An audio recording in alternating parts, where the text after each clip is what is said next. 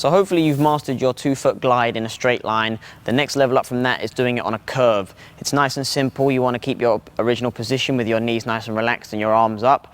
And with this one, you're going to want to get your weight slightly leaning into the circle in order to get your curve. You can also see that my knees are slightly rocked over in order to get my ankles rocked over to push me around this curve. So you're going to start going in your 2-foot glide in a straight line.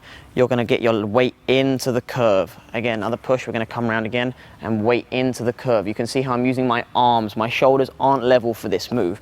You can have a bit of play here. That's why we kind of pretend to be an aeroplane when we're going around the corner. So make sure you get your weight really nicely into that curve. All right, so some common mistakes with this move are, again, same as your forward skating. You've got to have your knees right over your toes. If they're rocked in like this and you're trying to get around the corner, it's going to be difficult. You're going to feel like it's tough to get around the turn. You want to have both of your feet right underneath you here, with both feet together and getting those ankles rocked over together. If they're both rocked in here, one's going to be pushing one way, one's going to be pushing the other way. You'll tend to stay in a straight line.